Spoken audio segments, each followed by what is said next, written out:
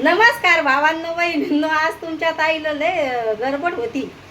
आज सांगूच नका किती गडबड होती ताईच्या मागं. लय का लय. आता ताईला बनवायचंय तुमच्या डाळ वांग, भैयाला पोळवायचंय ताक पोहे. लय कुटाणा राहतोय. पा चटके लागतात तर बाचकी तर न्यावं लागतंय दळण. लय चटके लागतात मग डोक्यावर. मग जे रुमाल घ्यायचा डोक्यावर आणि दळायला निघायचं. कण आज छकू दिदी आपली नाराजी. काहून नाराज आहे छकलू? हा, आज छकू दिदीला बरं वाटाना तर मग तिला हे झालंय, करमू नाही राहिलं. आता तुमच्या ताईला करायचं आहे स्वयंपाक. आता पाणीवाले दादा येतील तर पाणी घ्यावं लागत. आता थोडासा चहा करून पिईन ताई.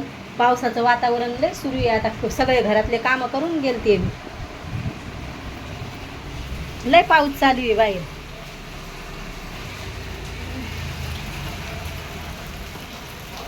पा पाऊस दिसून नाही राहिला. वरून पाऊस चालू आहे तर आता लय एवढे कपडे गिपडे घेतलेत. म्हणला कामं गिमं आवरून घ्यावा.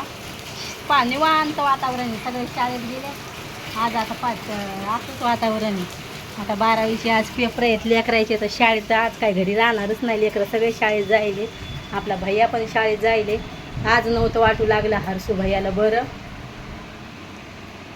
रात्री काय स्वयंपाक करावा नाही लागला. दाजी म्हणे मी बाहेरचीच तुम्हाला पावभाजी आणतो. छोकू दिदीनं काल बऱ्याच दिवसापासून जेवू नव्हती लागली.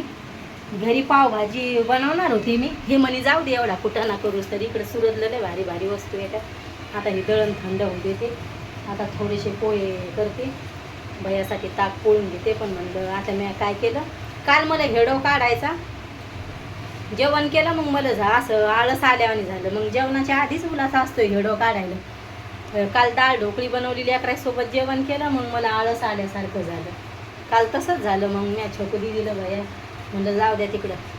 म्हणलं आता नंतरच हेडो टाकीन आता. मग मी कटाळा केला तर मग 2 दिवसापासून मग आता मला उलास हेडो काढायचा. कटाळा केला कटाळाच होऊन जातोय. मग असं होतंय ते. मग आपणच म्हणतो नंतर काढीन काढत. मग काल तसंच करायचं. परवा दिवशी मशीनमध्ये गेले त्या दिवशी हेडो बुडाला. आधी या म्हणे इकडं. मग तुमचे माप गिप बराबर पहा. हेच टाईम जातोय. छोकरी द्यायची बाई मुडकवली. मशीनमध्ये जायचं ते वातावरण पावसाचंच चालू आहे. असं होतंय. मग असाच कुटाणा होऊन जातोय. मग राहतोयच तसा हेडो. आज आपली छकू दिदी नाराज झाली. छकू दिदी कुणा हरपलेत पैसे. मग छकूला म्हणलं काय नाराज होत्या. घरातलं कोणीच बोलत नाही. पप्पा नाही बोलत, कोणीच नाही. तुमचे दाजी आम्हाला तिकडे भेटले नाक्यावर. तर मग मी त्याच्याकडून पैसे घेतले दळणावाल्याचे द्यायला. आणि भाजीला आणायचं होतं ताक घेतलं तर मग हरपवले. मग छकू झाली नाराज. म्हणलं कशाला नाराज होती. तिला कोणी बोललं नाही म्हणा. ते दुकानवाले काका कायम सामान घेतो. मग ते काका म्हणे पहिलीतलं लेकरू पैसे हरपू देत नाही म्हणे. 1 रुपया मोजून घेतोय म्हणे. मग तो कशाला हरपवले म्हणे. खिशात पाय म्हणे पैसे हरपवले तर ती तेवढ्या नाराज झाली. ते काका गुजरातीत बोलू लागले. तिला काय गुजराती समजत नाही, हिंदी समजते तिला. मग तरी पण चक्कीवर एक बाई होती तर म्हणे जाऊ द्या लेकर हरपतेत म्हणे. लेकराकडून कोणाकडून आपल्याकडून हरपतेत म्हणलं. तर छकू दिदी मग झाली नाराज म्हणे. तिला काय गुजराती समजलं नाही. पण काका म्हणू लागले तू शिकती किती. पहिलीतल्या लेकराला समजते म्हणे बराबर पैसे ठेवायचे. मग ती नाराज झाली. ती नाराज बसली. आता लढायला लागली ती. म्हणलं बाळा लढायचंय कशाला. आणि मग कसं आहे दाजी सण मग किती नुकसान करू लेकरू. आपल्या पण होतंय बोलत नाही आम्ही. ते काका म्हणू लागले बराबर ठेवायचे ना असं तसं. आता ते काका घरच्या सारखे व्हायले तर 4-5 वर्षे झाले. मग ते काका ओळखते.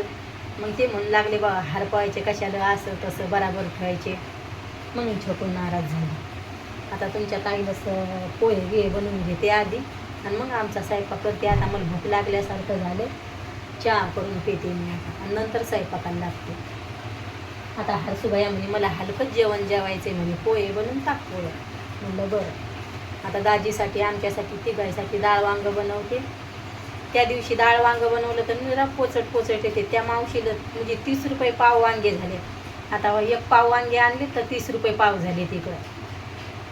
ती म्हणे श्रावण महिना लागला म्हणे. श्रावण महिन्यात कोणी खात नाही असं नाही तसं नाही म्हणून महाग झाले. ह्या वर्षी आमच्या इकडं लय भाजीपाला महाग आहे. आणि मेथीची भाजी तर मार्केटात लय भाव आहे. दाजी आणते ती तरी तिकून जरशी बरी राहते हिरवी. छकुला आवडती मेथीची भाजी, डाळ डाळ टाकली मेथीच्या भाजीत तर भारी लागते. मला जास्त करून डाळ वांगच आवडते, पण इकडचे वांगे गाळ होतात त्यामुळं मग नाही खावं वाटत. पण आज मस्त बनवते आता. 30 रुपये पाव वांगे इकडं. प्रत्येक भाजीपालाला गेले भाव. त्या दिवशी ढेमस बनवली, ढेमसाची भाजी परवा दिवशी. छकू दिदीला लय आवडते, इकडे येत नाही पण ते मराठी लोक राहते तिकडं मग ते घेऊन येते. आपलं मराठ्याचं खाणं आलं, गुजराती लोकांचं खाणं आलं, ते गोड टाकतात. मग ढेमसा आले तर मी घेतले, म्हणलं भैयाला आवडते, छकू दिदीला आवडते. मस्त आंबूस आंबूस भाजी होती. मला अकराला ताप आली, तिचं खाणं नाही झालं, मग तिनं नाही खाल्लं. नाराज नको होऊ छकू दिदी. मग असं झालं. मग आता मस्त थोडंसं जेवण बनवते. आणि आता तिघं मायल्या अकरा पुरतच आम्हाला पोळ्या बनवायच्या, 3-4च पोळ्या बनवते, जास्त काय बनवायच्या नाही. भैयासाठी मी घेते आता जेवण बनवून. हेडो कसा वाटतोय नक्की सांगा भावांनो बहिणींनो कमेंटमध्ये. बाय भावांनो बहिणींनो, भेटते उद्याच्या हेडोमध्ये.